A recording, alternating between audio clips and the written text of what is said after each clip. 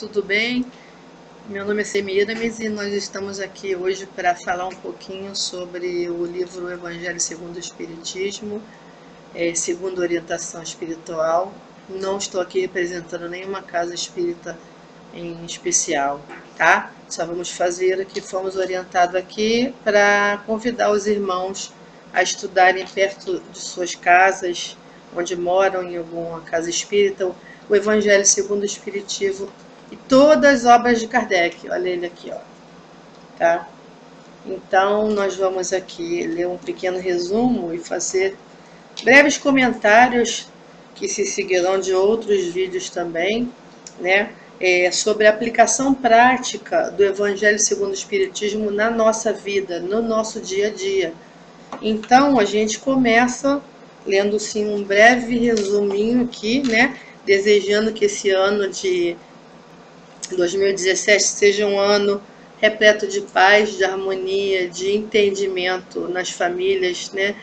De mais espiritualidade, menos materialismo, mais entendimentos, né? Que o ser humano possa aprender a apaziguar, a não incitar conflitos nem discussões, seja mais tolerante com seu próximo, com seus familiares, com seus colegas de trabalho, com seus vizinhos, que cale mais, ao invés de falar muito, às vezes, coisas das quais se arrependa. Então, esse livro trata do seguinte, né, o Evangelho segundo o Espiritismo. O objetivo do Evangelho pode se dividir em 5 partes, que são matérias contidas no Evangelho, na Bíblia, né? Que seriam os atos comuns da vida do Cristo, os milagres, as predições, as palavras que foram tomadas pela Igreja para o fundamento dos seus dogmas e o ensino moral. As 4 primeiras têm sido objetivo de controvérsias. A última, porém, conservou-se constantemente inatacável. Diante desse código divino, a própria incredulidade se curva, ou seja, o Espiritismo lhe vai dar mais ênfase à questão da moralidade, tá? O Evangelho é a base para qualquer crença. O que pode causar divergências são as questões dogmáticas e não os ensinamentos do Cristo, tá? As religiões, em geral, costumam se ater mais à parte mística do que à parte moral, que exige de cada um a reforma de si mesmo, o que é um pouco mais difícil, né? Para os seres humanos, constitui uma regra de proceder que abrange todas as circunstâncias da vida privada e da vida pública, o que traz o Evangelho segundo o Espiritismo, né? Todas as relações sociais que fundamentam a rigorosa justiça divina, né? O Evangelho é o roteiro infalível para a felicidade do futuro, o levantamento de uma ponta do véu que nos oculta a vida futura. Toda a gente admira a moral evangélica. Todos que proclamam a sublimidade e a necessidade. Muitos, porém, assim se pronunciam por fé, confiados no que ouviram dizer, ou firmados em certas máximas que se tornaram proverbiais. Poucos, no entanto, a conhecem a fundo. A forma alegórica e o intencional misticismo da linguagem fazem que a maioria o leia por desencargo de consciência e por dever, como leem as preces sem as entender, isto é, sem proveito, sem aprofundamento, sem aplicação prática. Passam-lhes despercebidos os preceitos morais quando ela lida de qualquer forma, quando não estudado profundamente, né? Mas o arranjo, em moderno estilo literário e simples, lhe tira a primitiva complexidade e lhe constitui um encanto e autenticidade, ou seja, a linguagem acessível a todos, né? Para obviar esses inconvenientes, reúne-se nessa obra, no Evangelho segundo o Espiritismo, os artigos que podem compor, a bem dizer, um código de moral universal, sem distinção de culto, ou seja, se aplica a quaisquer sociedades, né? Nas citações, conserva-se o que é útil ao desenvolvimento da ideia, pondo-se de lado unicamente o que se não prende ao assunto. Além disso, a tradução de Sassi, assim como a divisão em versículos foram agrupadas e classificadas metodicamente as máximas, segundo as respectivas naturezas, de modo que decorram umas das outras tanto quanto possível, uma sequência de explicações, né? A indicação dos números de ordem dos capítulos e dos versículos permite-se recorrer à classificação vulgar, quando oportuno. O essencial era pô-lo ao alcance de todos e não de alguns apenas, tendo em vista a aplicação dos ensinos do Cristo a todas as condições de vida. Muitos pontos dos evangelhos, da Bíblia e dos autores sacros em geral, por si só, são incompreensíveis, ininteligíveis, parecendo alguns até irracionais, por falta da chave que faculte se lhes aprenda o verdadeiro sentido. Essa chave está completa no Espiritismo, como já o puderam reconhecer os que têm estudado seriamente e como todos mais tarde ainda melhor o reconhecerão. Então o Espiritismo, ele tira o véu, né, dos mistérios e troca miúdos a linguagem do que vem a ser o Evangelho, o que era dito por parábolas, o que era dito em linguagem figurada, agora é descortinado aos olhos dos seres humanos que queiram, pela fé raciocinada, compreender e aplicar os ensinamentos de Jesus, que é o nosso governador planetário, na sua vida, no seu dia a dia. Qual é o intuito disso? Se tornar uma pessoa mais moralizada, se tornar uma pessoa mais condizente com as leis naturais, com as leis universais. E, por consequência disso, aprender a ter uma convivência melhor com os semelhantes, né? O Espiritismo se nos depara por toda parte, a parte da antiguidade e nas diferentes épocas da humanidade. Por toda parte se lhe descobre os vestígios, nos escritos, nas crenças, nos monumentos. Essa razão, porque ao mesmo tempo que rasga horizontes novos para o futuro, projeta luz sobre os mistérios do passado. Não há que haver mais mistérios, nada escondido. A verdade finalmente vem à tona. Como complemento de cada preceito, acrescenta-se algumas instruções escolhidas dentre as que os espíritos ditam em vários países e por diferentes médios. Se elas fossem tiradas de uma fonte única, houveram talvez sofrido uma influência pessoal ou do meio, ao passo que a diversidade de origens prova que os espíritos dão indistintamente seus ensinos e que ninguém a esse respeito goze de qualquer privilégio. Não existe privilégio para a espiritualidade. Não existe privilegiado. Somos todos filhos do mesmo Pai. Esta obra é para uso de todos. Dela podem todos aurir os meios de conformar com a moral do Cristo o respectivo proceder. Aos espíritas, ela oferece aplicações que lhes concernem de modo especial. Graças às relações estabelecidas, doravante e permanentemente, entre os homens e o mundo invisível, a lei evangélica que os próprios espíritos ensinaram a todas as nações, já não será letra morta que ninguém compreende, nem ninguém acessa, porque cada um a compreenderá e se verá incessantemente compelido a pô-la em prática a conselho de seus guias espirituais, de seus mentores, de sua própria intuição. As instruções que promanam dos espíritos são verdadeiramente as vozes do céu, que vêm esclarecer os homens e convidá-los à prática do Evangelho. Bem, antes de nós falarmos um pouquinho sobre do que trata os capítulos do Evangelho segundo o Espiritismo, vamos fazer juntos uma pequena reflexão sobre como anda o planeta, né? Esse ano foi um ano muito difícil, não só para o Brasil, mas para como também todos os países. Não é preciso relatar aqui o noticiário, né? Que todos assistiram pela televisão, pela internet, todos os ocorridos. No entanto, nós vimos lembrar que Deus é o Criador do universo, sabe todas as coisas, né? Olha por todos os seus filhos, olha por todos os sistemas solares, por todos os seres criados, e não cai uma folha de uma árvore sem a sua vontade. O que então poderia não estar correto nessa convivência aqui no planeta Terra, né? O que nos falta? A tecnologia está avançada, aí todos podem ver, né? Estamos já na era da nanotecnologia, adentrando quase o século XXI.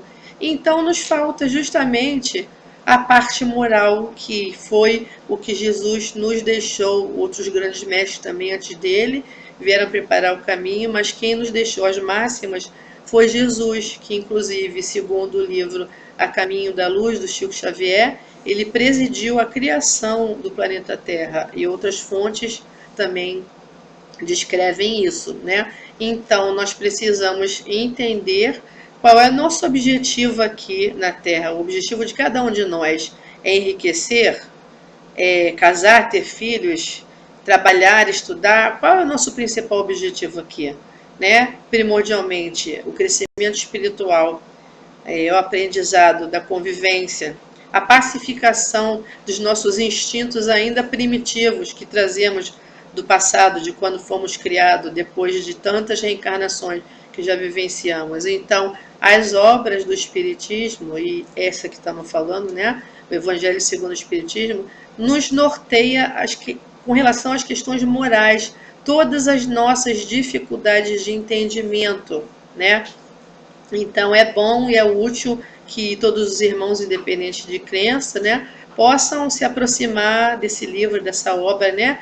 E é muito bom estudar em grupo, porque cada um coloca a sua forma de ver e vai crescendo assim o entendimento de todos, né? E lembrando mais uma vez que são os ensinamentos de Jesus que estão sendo descortinados pelo Espiritismo, né? Numa linguagem extremamente fácil para que todos possam compreender, e paulatinamente no dia a dia, e domando suas iras, e domando seu temperamento difícil, que todos nós os temos, porque senão não estaríamos aqui no planeta de provas e expiações.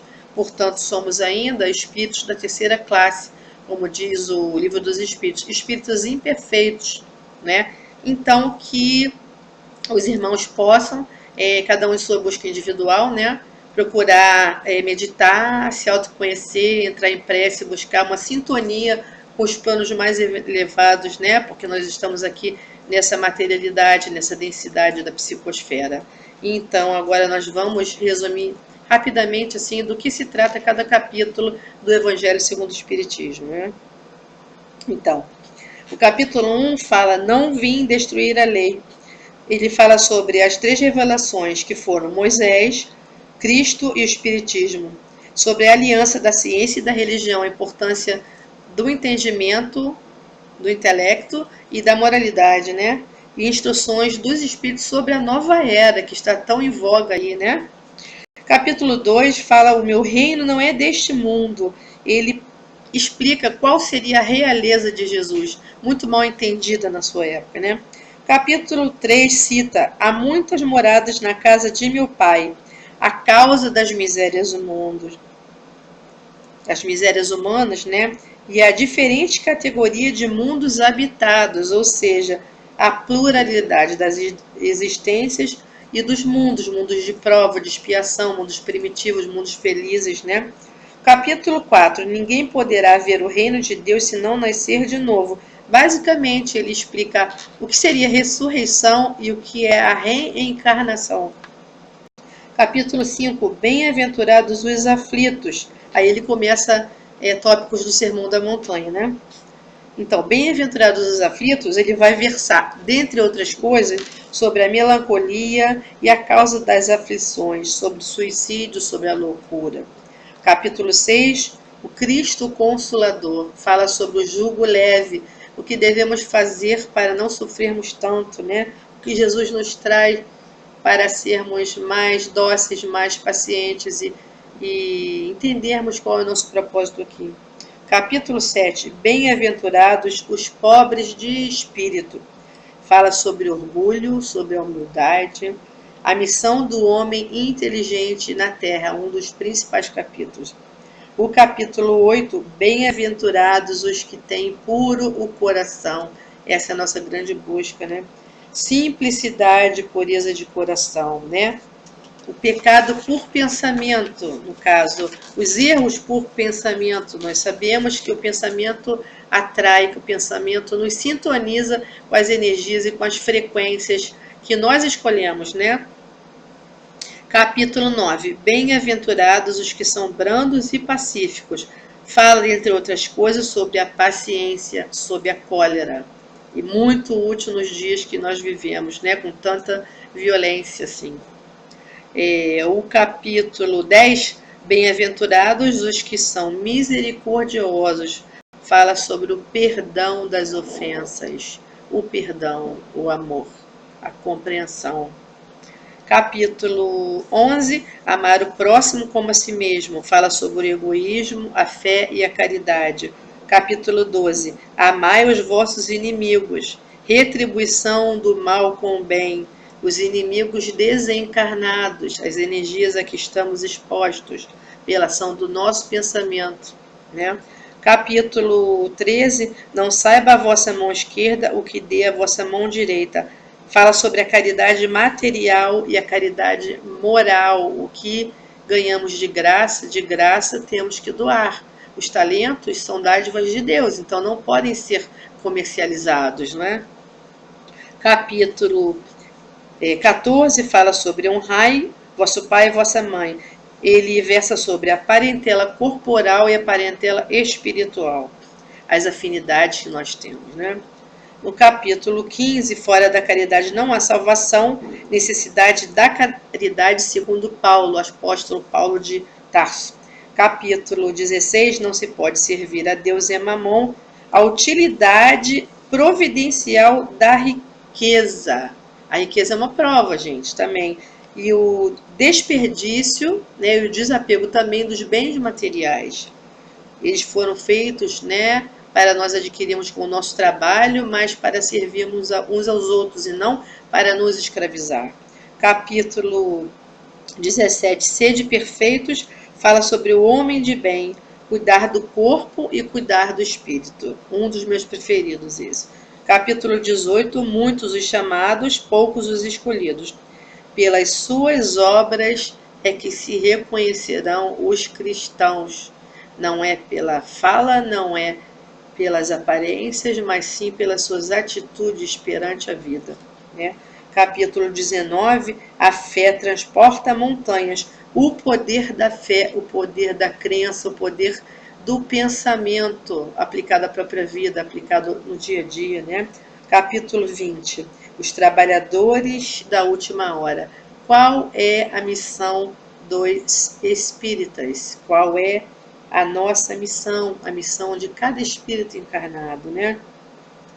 Capítulo 21. Haverá falsos cristos e falsos profetas. Conhece-se a árvore pelo fruto, né?